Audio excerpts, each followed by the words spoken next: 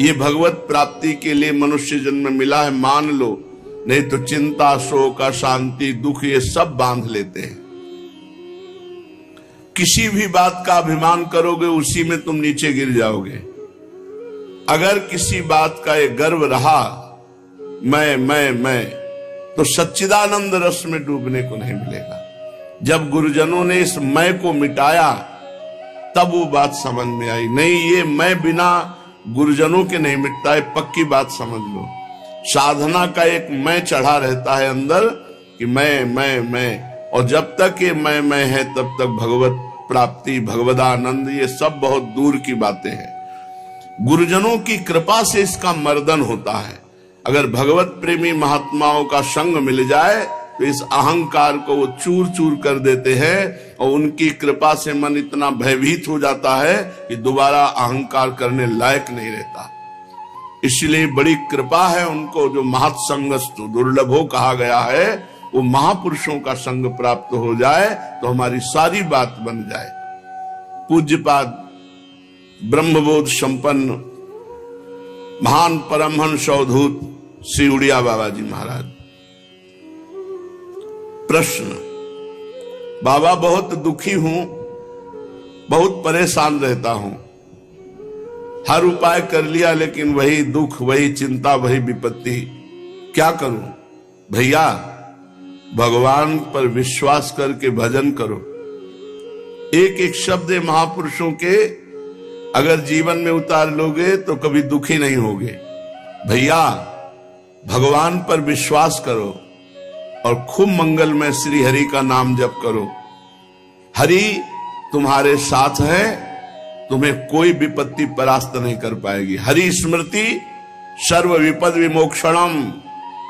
भगवान का स्मरण जो कर रहा है वो सब विपत्तियों से पार हो जाता है, यहां तक कि जन्म मरण से, स्मरण मात्र से। यस्य स्मरण मात्रेण जन्म संसार बंधनात् विमुच्यते नमस्तस्मै विष्णुवे प्रभु विष्णुवे। विष्णु शास्त्र नाम में जो भगवान का स्मरण करता है वो जन्म मरण चक्र से विमुक्त हो जाता है। छोटी मोटी दुख और विपत्तियों की तो बात ही क्या। भगवान की शरण में हो जाओ। दुखी होना, अविश्वास करना, संशय करना, ये सब पतन के मार्ग हैं। दुखी भी नहीं होना चाहिए। अगर भारी से भारी दुख है तो लड़ो, सहो, भगवान नाम जापक हो, उसको सह जाओ। दुखी नहीं होना। दुखी होने का मतलब है शरणागति पे अविश्वास। सारी परिस्थितियों के रचयिता ईश्वर हैं। ईश्वर ने तुम्हें पैदा किया है। जिन प्रभु ने तुम्हें बनाया, जिन प्रभु ने तुम्हें पैदा किया इस संसार में, वही तुम्हारे कर्मों को मिटा सकते हैं। दुख मिलता है पाप कर्म का फल, और लौकिक सुख मिलता है पुण्य। प्रायः पुण्य लोग करते नहीं, पाप कर्म अधिक, इसीलिए बिना चाहे दुख सबको भोगना पड़ता है। जिन प्रभु ने सूर्य की रचना की, चंद्रमा की रचना की और तुम्हारे शरीर की रचना की, यदि तुम उन्हीं प्रभु का भजन करोगे तो तुम्हें प्रभु बुद्धि योग प्रदान कर देंगे। और जिसको बुद्धि योग प्राप्त हो जाता है वो कभी दुखी नहीं होता। भारी से भारी विपत्ति में भी वो आनंदित रहता है। तेषाम सतत युक्तानाम भजताम प्रीति पूर्वकम ददामि बुद्धि योगम तम येन मामुपयान्ति ते। जो प्रेम पूर्वक भगवान के नाम का जप करता रहता है, भगवान उसे बुद्धि योग प्रदान कर देते हैं। किंतु आवश्यकता सर्वतो भावेन, अपने आप को भगवान की शरणागति में पुष्ट करना है। मेरा तन, मेरा मन, मेरा प्राण, मेरा सर्वस्व श्री भगवान को समर्पित है, क्योंकि ये श्री भगवान का ही है। और खूब नाम जप। अपने आप को भगवान पर न्यौछावर करके देखो। अपनी सारी अहमता ममता को भगवान के चरणों में रख के देखो। तुम सदैव प्रसन्न रहोगे, सुखी रहोगे। बाबा भजन नहीं होता। बाबा ने बताया भजन ही सब दुखों का नाशक है। तो बाबा भजन नहीं होता। अरे भजन होता है, सिद्धों का भजन करना पड़ता है। भगवत चिंतन का अभ्यास डालो। देखो, एक समय भोजन पाओ और खूब डट के भजन करो। ये आते हैं, जैसा अभ्यास कर लो वैसा हो जाता है। ये मन बहुत बदमाश है, ये कहता है बर्बाद ना हो जाए, मतलब थैला भरते चले जाओ, बर्बाद ना। जीवन बर्बाद हो रहा है इसकी चिंता नहीं, समय बर्बाद हो रहा है इसकी चिंता नहीं, वहां पदार्थ बर्बाद नहीं होने चाहिए। अरे भाई, तो बर्बाद काहे को करो, पहले से एक रखवा लो, 2 रोटी, एक गुलाब जामुन, थोड़ी सब्जी, बस हो गया। 24 घंटे में 400 ग्राम अन्न पाने से बहुत बढ़िया दिनचर्या चल जाएगी। गृहस्थ है तो थोड़ा 800 ग्राम कर ले। इसलिए बाबा से कहा भजन नहीं होता, तो बोले भजन होता तो सिद्धों का है, साधक को तो भजन करना पड़ता है, और भजन करने के लिए एक समय भोजन पाओ, पर एक समय ऐसा नहीं कि दबा दबा के एक समय पालो, नहीं। अगर ऐसा स्वभाव है तो 2 समय पालो, थोड़ा थोड़ा पाओ। भोजन जहर भी है और अमृत भी है, थोड़ा पाओगे अमृत है, ज्यादा पाओगे भजन के लिए जहर है, नहीं भजन में मन लगेगा, आप देख लेना। और अपनी सेवा किसी से करवाओ मत। भजन पूरा होने के लिए नियम बता रहे हैं, भजन का अभ्यास करो, भोजन एक समय या 2 समय थोड़ा पाओ। भगवत मार्ग में चलने वाले को उचित आहार से नहीं जीवन चलता, भजन से जीवन चलता। भगवत मार्ग का आहार भजन है, रात दिन भजन। और दूसरी बात, अपनी सेवा जब तक शरीर स्वस्थ हो बिल्कुल मत कराओ किसी से।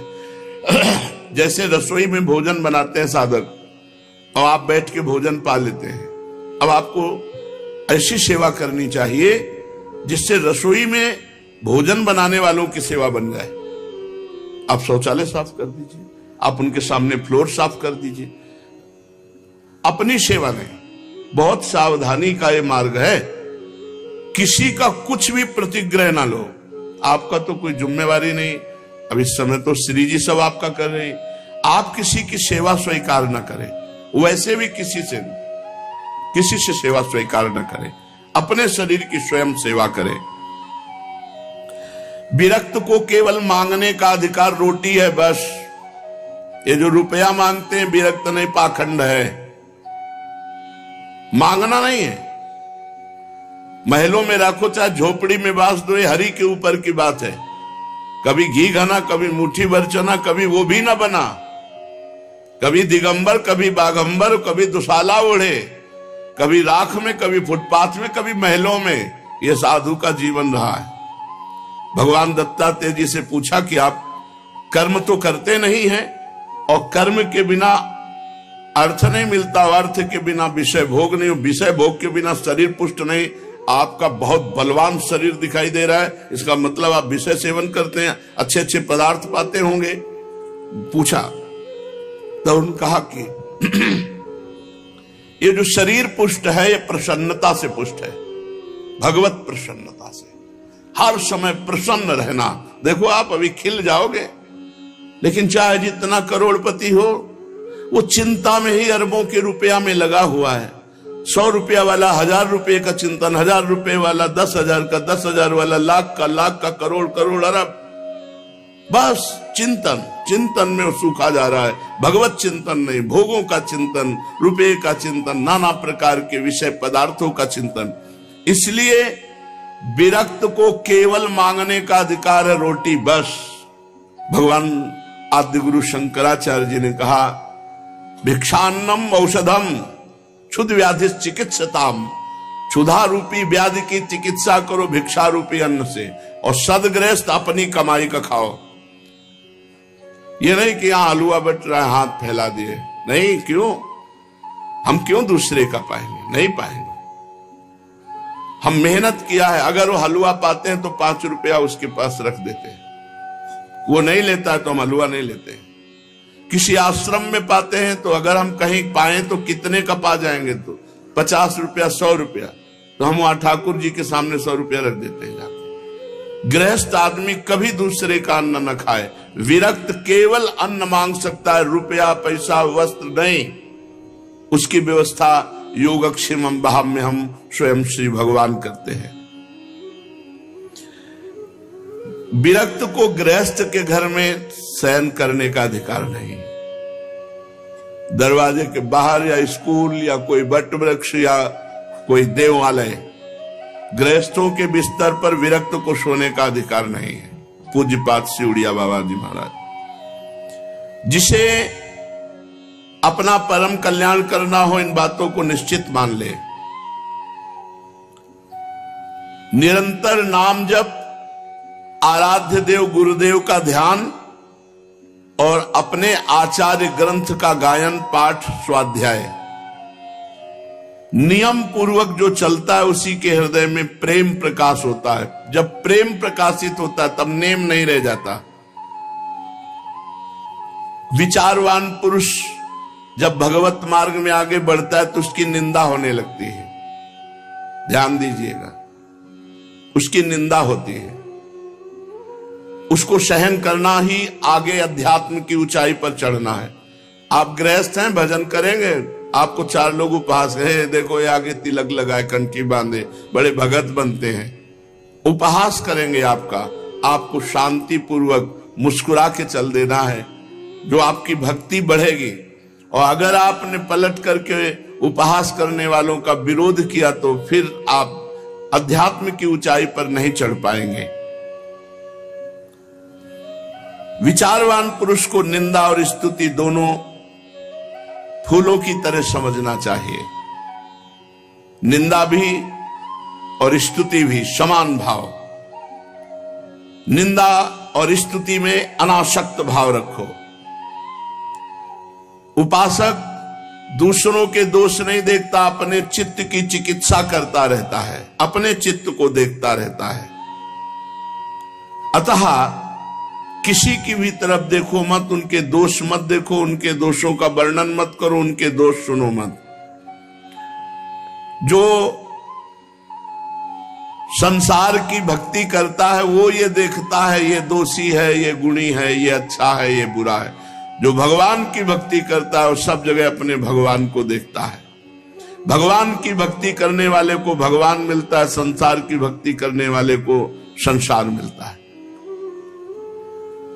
अब इसका मतलब यह नहीं कि विरक्त भेष है तो भगवान ही का भगत होगा, संसारी पैंट शर्ट पहने तो संसारी होगा, नहीं, उल्टा हो सकता है।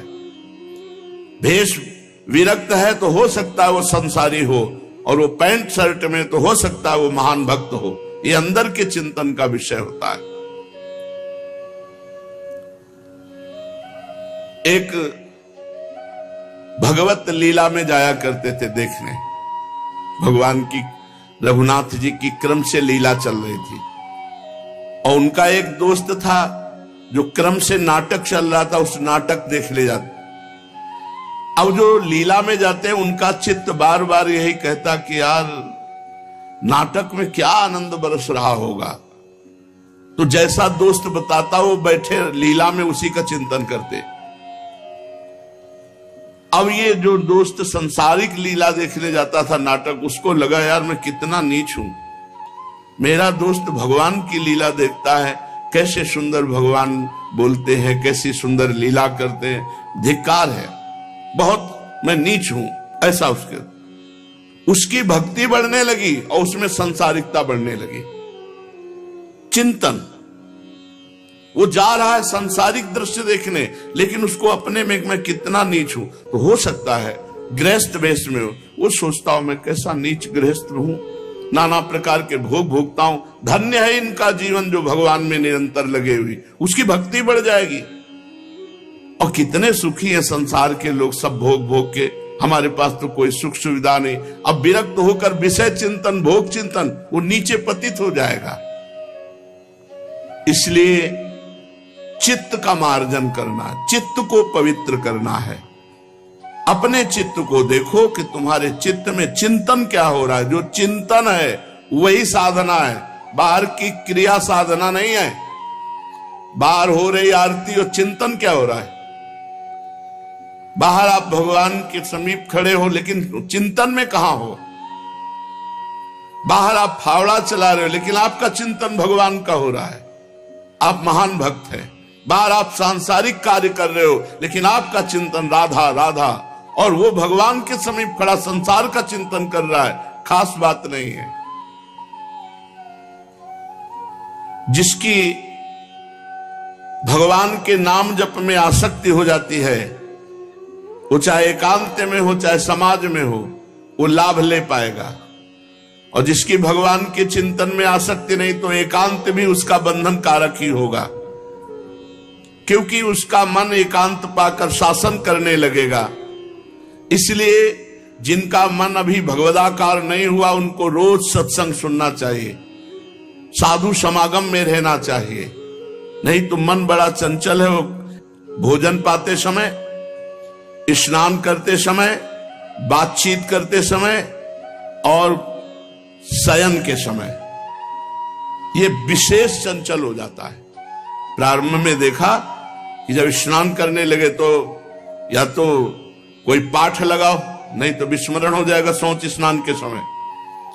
भोजन पा रहे हो तो कोई बड़ा पद लगाओ, जिसे भोजन पा रहे हो शुरू कर दो, प्रथम यथामति प्रणवंसी वृंदावन रम्य, अंदर ही अंदर, और पूरी एकाग्रता रखो।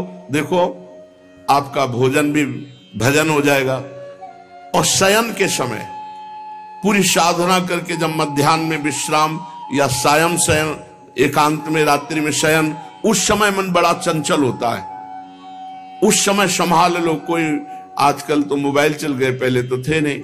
मोबाइल आदि से गंदी बातें देखना या गंदा चिंतन करना या कोई गंदा पूर्व का पीछे का, ये आपको पतित कर देगा। बहुत सावधान। और बातचीत करते समय भजन छूटता है, लेकिन अभ्यास करो सामने नाम लिखने का। तो बातचीत हम कर रहे हैं, लेकिन वो एकाग्रता हमारी अंदर ही अंदर नाम में लगी हुई है। भगवान के नाम का जप और गुरु और संत सेवा, भगवंत सेवा, ये बहुत जल्दी अंतःकरण को पवित्र करते हैं। और प्रपंच की बातें करने वाला, अश्लील गंदी बातें करने वाला, ये बहुत जल्दी हृदय को अपवित्र कर देते हैं। ऐसे भजन से कोई लाभ नहीं मिलेगा जो अश्लील संभाषण स्वयं बोलता है, अश्लील बातें सुनता है, प्रपंची लोगों के बीच में बैठता है। सांसारिक लोगों के बीच में बैठने वाला कभी भजनानंदी नहीं हो सकता।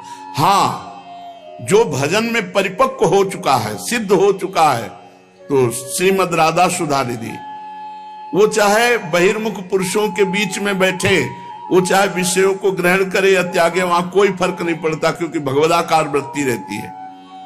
कर्माणि श्रुति बोधितानि नितराम कुर्वन्तु कुर्वन्तु मा गूढ़ाश्चर्य रसास्त्रगादि विषयान गृह्णन्तु मुञ्चन्तु वा कैर्वा भाव रहस्य पारगमति श्री राधिका प्रेयसा किंचित गैरनुयुज्यताम वैरो भ्राम्यत भिरान्यपि।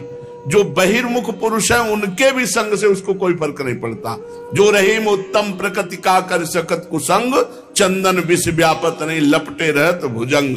लेकिन ये सिद्ध पुरुष की स्थिति, साधक को बहुत बचना चाहिए। प्रपंची लोगों से, संसारिक लोगों से अगर संभाषण करोगे, उनके बीच में बैठोगे, तो मनोवृत्ति में भोगाकर्षण पैदा हो जाएगा।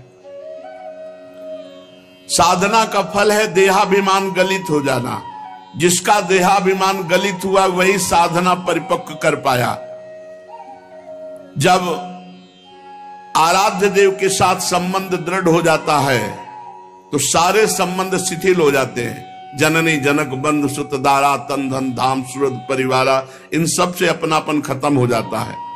कहीं भी राग द्वेष नहीं होता। जिसके हृदय में राग द्वेष है और ये कहता है मुझे भगवान के दर्शन हो गए, पक्का झूठा मिथ्यावादी है। ब्रह्मबोध संपन्न महापुरुष बोल रहे हैं। किसी महापुरुष से पूछा कि आपको भगवान की प्राप्ति हो गई, भगवान का साक्षात्कार किया? तो एक दोहा सुनाया, जब मैं था तब हरि नहीं, अब हरि हैं मैं नाय, प्रेम गली अति साकरी तामे दोनों समाय। जाओ समझो जाके, इसकी व्याख्या नहीं, समझो जाके। लाली मेरे लाल की जित देखूं तित लाल, जित देखूं तित लाल। और लाली देखन मैं चली तो मैं भी हो गई लाल। यह है भगवदाकार वृत्ति। समझना है समझो।